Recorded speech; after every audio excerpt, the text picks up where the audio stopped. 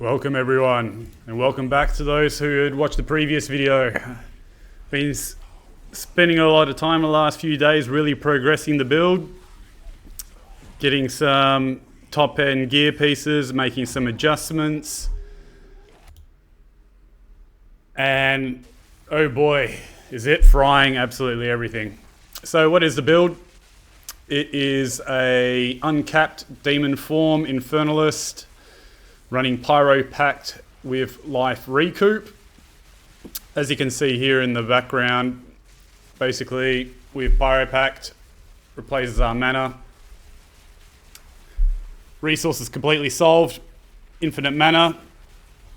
And with Life Recoup, along with a unique chest, which I'll show you later, it's recharging our energy shield and life in the background, hence being able to maintain our demon form stacks. So that's a quick recap for those who didn't see the original video or aren't aware of this tech, which existed in 0.2 as well, although you need to make a few changes from the way it was the previous league. I want to stress that the setup that you will see in this video particularly is quite aspirational and expensive.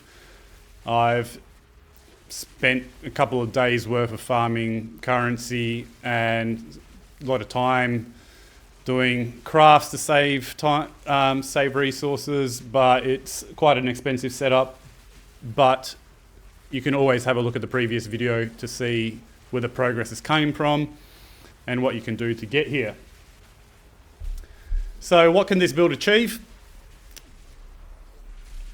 On bosses, with a bit of setup, you can build up to 250. I've gotten up to just over 300.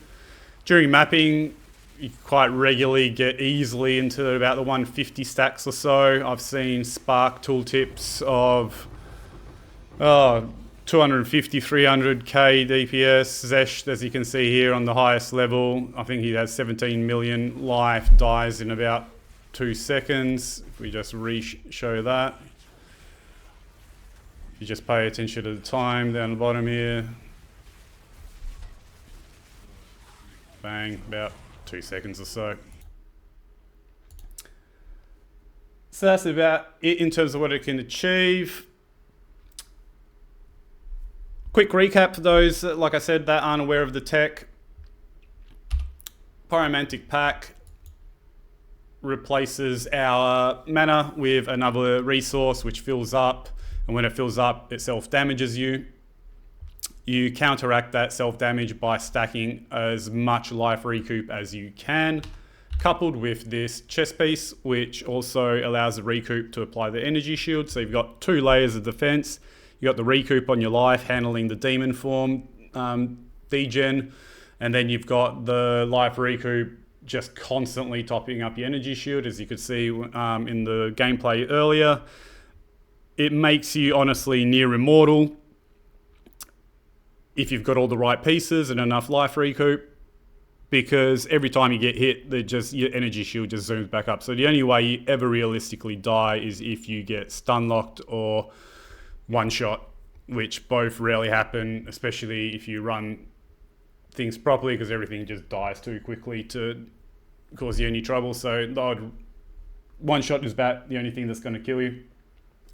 How do we get a whole bunch of life recoup? There are 4 clusters particularly on the passive tree, here, up there, and these 2.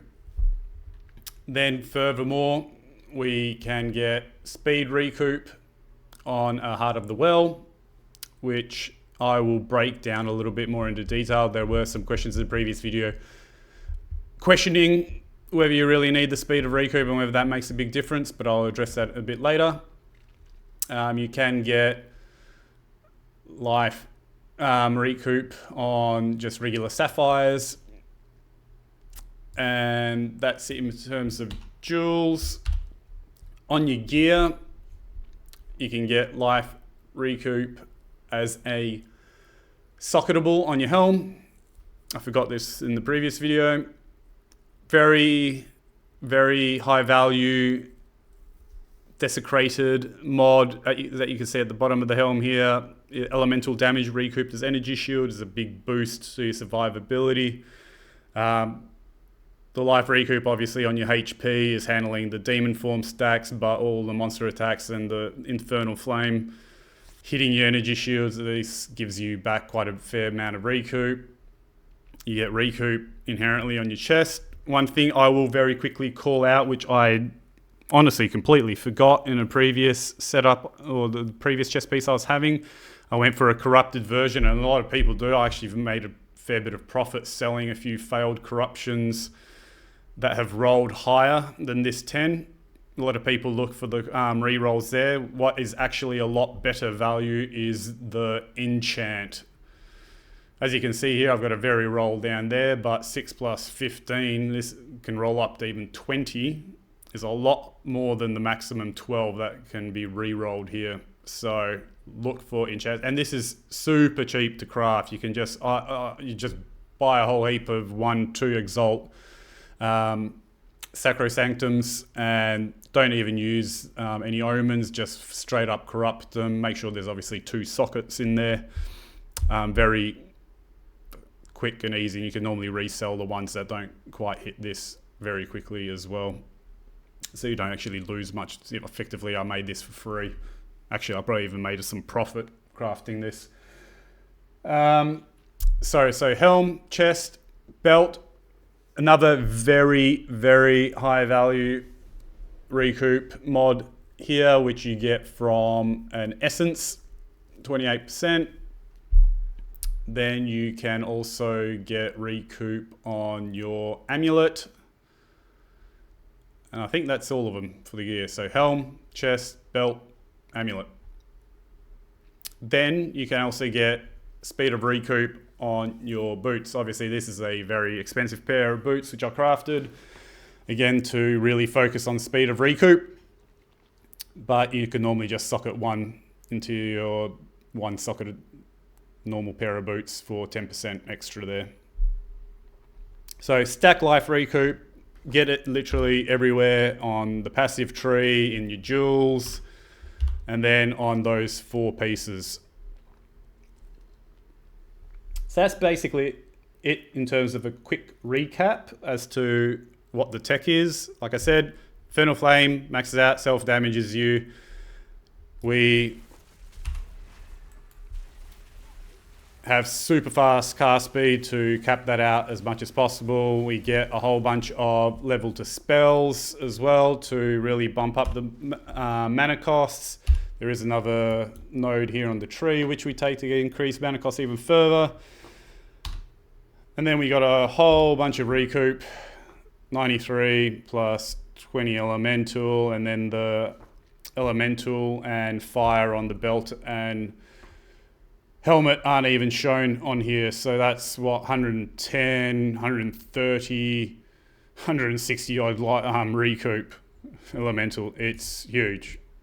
I have popped up tooltip, the character sheets while I've been running around to have a look, and even can do it right now.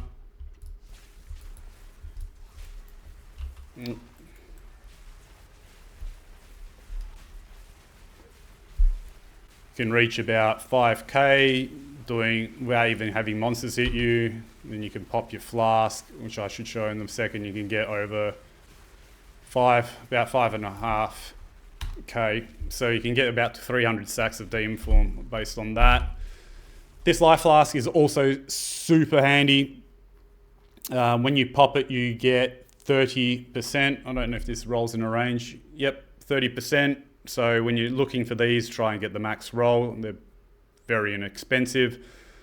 For 7 seconds, you pop the flask and you get a bonus 30% more recoup again. So almost getting 200% recoup in the end. Skills quickly, what I've finally landed on. So there's maybe some changes here from the previous video for those that are following along. One thing I will quickly touch upon in the gear, I guess, since I've already been showing it, what I've actually aimed for myself. So again, this is a bit aspirational. Crafted wand. Main things here is getting a +5 base. There's plenty of YouTube videos out there on how to craft these. It is quite expensive, but a lot cheaper crafting it yourself than buying one, but exactly pretty much everything that I wanted. So +3 to +5 to levels, crit hit, T1 was a bit lucky there. Cast speed, elemental damage, likewise lightning damage is fine in this setup. Spell damage would be fine, and extra damages. So just pure DPS rolls for the prefixes. Helm again. Recoup is the main role. I've also wanted to get rarity in as many pieces. I'm running 100% extra rarity at the moment, more efficient farming. I've also got a corrupted version for the spirit, which allows me to run an extra aura for a little bit of extra survivability, which is ice armor. Amulet, +3 level of skills. Recoup is the most important, so +3 levels and the recoup is the most important. Cast speed probably next, and then all the others are just sugar on top. Again, +3 levels and cast speed and crit are probably your 3 most important. Again, crafter focus, again, plenty of videos out there on how to do so. So, but crit, cast speed, levels, and then energy shield and damage is great. Rings, these have been kind of or flex slots for filling out resistances, getting a bit of rarity. Lightning damage is good. Cast speed would be great, but once you start adding that on, they start getting super expensive, but that would probably be my next point of call to try and get some really good rings. Belt, the essence for fire recoup is the most important. Next thing, again, to craft, I've been trying to craft them already. It's really hard to luck out and get the right enchant, but you can get +3 max to fire res, which is huge for this build. So that's the next thing as well.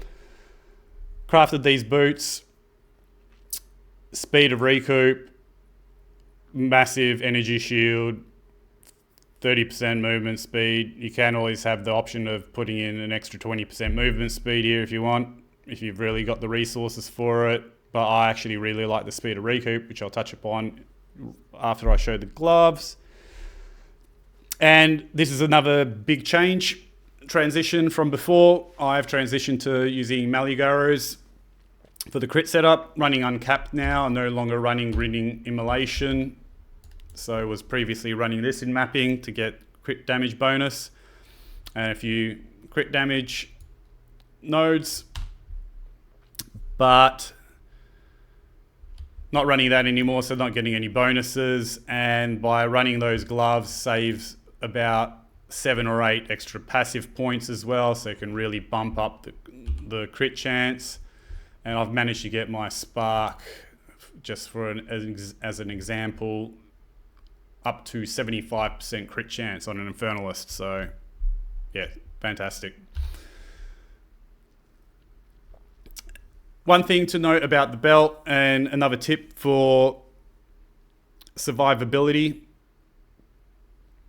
for those that were questioning or saying that they were having some issues with survivability, one thing to also that really helps is, you notice here I've got 2 charm effect duration rolls on the implicit and in the prefixes, and then run can't be stunned with extra duration, can't be frozen with extra with just getting extra charges. Again, extra charges here when you kill an enemy. You're killing so many enemies in maps, so these 2 charms are almost always up. And this charm is also great for chaos damage. Typically is the only thing that can really one-shot you most of the time, especially from like the Bizzle trenches and things like that. So this amulet also gives you a massive amount of recoup again from chaos damage when you prevent it. And, I always see this going off. So those are the 3 charms I run. That's a bit of an extra tip. So that's gear. Quickly, as I touched upon, I was mentioned a few times, recoup. A few people questioned why recoup is good. Well, question why I take it. Effectively, when it comes to maximizing your demon form stacks, it really doesn't matter whether you get more recoup shorter, overlapping itself, or less recoup over a longer period with more overlaps. I'm not going to sit here and paint drawing you diagrams about why the demon form stacks ultimately end up being around similar, but the biggest thing for me is from a survivability point of view, Recoup is great. So Recoup on the boots, as I said, on the Heart of the Well, and then you have it 25% here on the passive. The reason for it is you notice with live Recoup, basically that your energy shield just pops up a hell of a lot quicker the more of it that you have, which really helps when you do get those odd big hits in maps, or when you get surrounded by a pack. The monsters ultimately, once it just kind of builds up, they just can't combat it at all. Skills, like I said, there may be a few changes. Since we're now running Maligaro's the gloves, where everything's hard set in terms of the crit damage bonus, being hard set at 250, which means we run pinpoint critical in a lot of places. There's no downside anymore when you run those gloves. The 30% less critical damage doesn't affect anything. You can still see here the crit damage bonus always gets hard set to 250, so that 30% less on this gem. There's no downside, doesn't get applied, so you just get 30% more multiplicative crit chance. So this is a massive gem anywhere that you can put it in this setup. So predominantly you can see it. I've got it on my Spell Slinger, my Cast on Crit, and on my Spark, and even on my Orbital Storms. I've got it everywhere. But we're running Spark as the initiator. I won't go highlight over everything. It would take too long. Check the max roll guide. Like I said, the only important things to highlight are the pinpoint critical. Again, and it also helps the cast and crit ramp up really quickly. An arc. Don't even know how to pronounce this gem. I actually had this drop for me. Very lucky. It's a very, very expensive support gem. So I don't actually run Elemental Weakness at all. I rely on Cast on Crit for any tankier mobs, bosses basically. And I actually run Temporal Chains. That's been a change. And that's also, I've gotten to a point where everything dies so quickly that I don't really technically need to use it, but it was very helpful as I was progressing.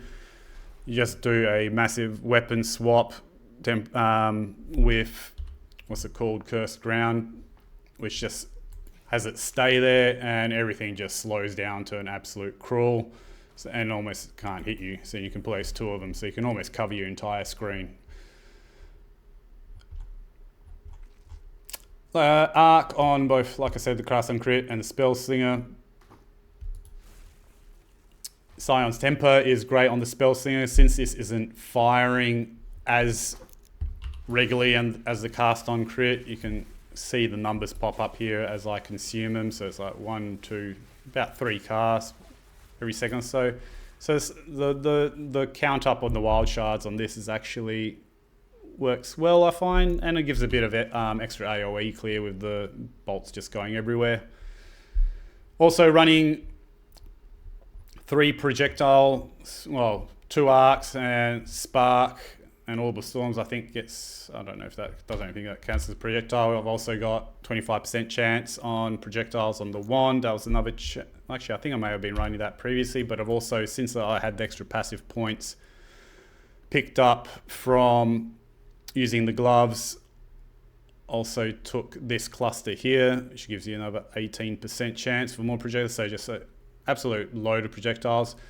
Using Heroic Tragedy in this slot, beyond just reducing our mana so we get hit by our Infernal Flame more often, also has some very high value nodes here with 40% and lightning damage and 15 strength, 40% max energy shield with lightning res. You can get another energy shield node here with more stun and ailment thresholds. So these 2 clusters here, along with bumping down our mana with that node, is It's actually massive. So this has been a change from the previous build as well. Dropped all the crit damage, picked up this cluster for more crit hit here. And that's pretty much the changes from the previous setup. For the new people here that don't want to look at the previous video, effectively what we are focusing on in the passive tree is getting, like I said, all the life recoup we can in the vicinity, these 4 nodes. Max energy shield, recharge rate and faster start makes absolutely no impact on this build because it recoups everything that's recharging. So it's all, the massive max energy shield nodes. We're just picking up these massive nodes everywhere. So even running a shield with practically an armor with practically no energy shield. We've got no energy shield on our gloves, but we're still hitting, over 5k energy shield because of all these high value max nodes. And then the rest is crit hit. This is some bit of getting dual sockets. This is a very high value cluster for triggering energy buildup. Energy shield recovery rate is massive. That's a multiplicative node, as well as Hail Heart anointed on your amulet. That's another multiplicative percentage increase on our recoup. So we've covered gear, we've covered the gems. Again, if I've glazed over anything very quickly, it's because this is basically a progress or follow-up video. See the other video if you want more details. Beyond getting the enchant on the belt, slightly better rings. Another thing I think I mentioned, we can sanctify the wand for another plus level to lightning spells. Don't want to risk it just yet. I've got another one saved up, I think, to craft and have a go at. A few other questions which got raised was build variations. So I've landed on the lightning or reverted to it. For a long while I was running Call of the Brotherhood, converting everything to cold damage, and running, instead of these extra projectile and lightning damage nodes here, I was running these 3 nodes with freeze build-up, as well as freeze support gem on the arc, and it basically, again, another defensive layer. The spark was just absolutely freezing everything. So I won't show the video. It's getting late and I just want to rush through the rest of this. Lightning, more damage, bit more rarity, frees up a ring slot so you can get more rarity, and it's just easier to manage your resistances. At this point everything's dying so quickly that the lightning just works better. I did a comparison. So you can see Xesht on the cold setup. You can just quickly see here what it looks like as well. Just everything getting, just everything dies so quickly, but you can see they all get frozen and shattered immediately. As you're progressing using that ring, it's actually really nice because almost nothing, along with temporal chains and everything getting frozen, almost nothing can hit you if you play smart. If you want to play smart. But basically with the cold setup, you can see here Xesht takes a little bit. I did testing with about the same amount of stacks. Still dies quick enough. Instead of 2 seconds, it takes about 6. Big difference.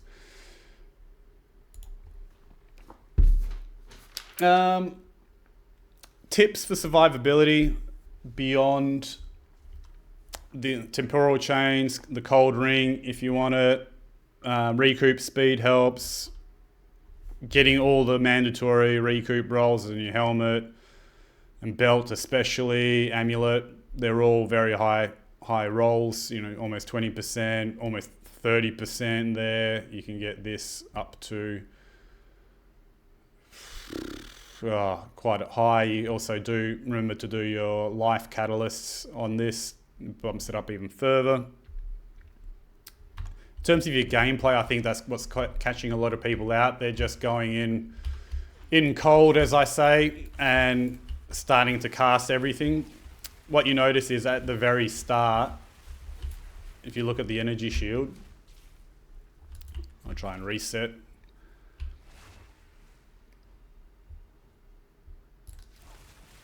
At the start, the energy shield comes down almost to zero, you know, about 20% or so if you really just crank it from the very get-go. But you notice as the life recoup starts to overlap on itself, because life recoup is an instant, by default it spans over 8 seconds. As all those different layers of recoup each time you get hit start to overlap themselves, you get to a point where it's just bouncing back immediately. So what you do in maps, before you just start running into mobs, or anytime you have to stop and loot, or you go to town to dump your inventory, when you come back down, take your time, take 1 stack, 2 stacks, a bit slower, start to get them overlapping, and then once they've kind of built up, then go run in. The other thing you'll notice in my videos, I'll do a little bit of a gameplay demo at the end and just leave it running, but what I'll do is I effectively just hold down my Spark especially and Spell Slinger as I move around, and the way I move around is I dodge, 1, 2 cast, dodge, 2 and 2 cast, dodge, 1, 2 cast, dodge, and this is how I effectively move around and maintain my recoup. This also makes for very quick clear, because the spark just covers and flies off everywhere as well to the arcs, so you're just constantly moving. Put a few class in between each dodge, and remember, another survivability tip is keep popping your flask. You can see the buff up there. Every 5-6 seconds gives you a bunch of extra recoup as well. And that's it in terms of tips.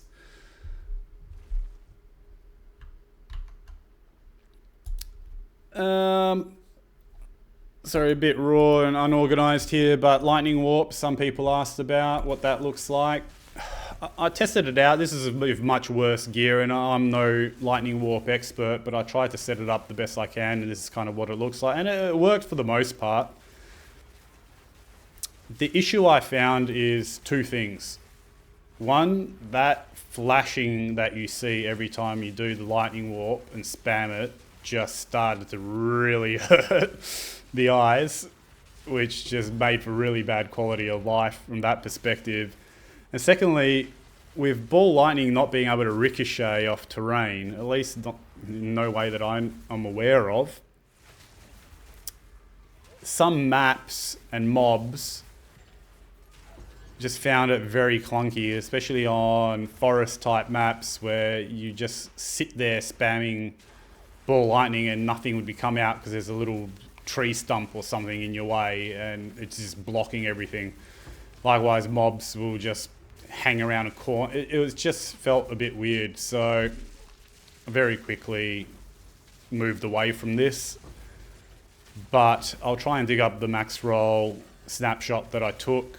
I think I left it as a comment to someone in the previous video, and I'll leave it there for anyone that's interested. In terms of a very quick demo of what a map looks like, again demonstrating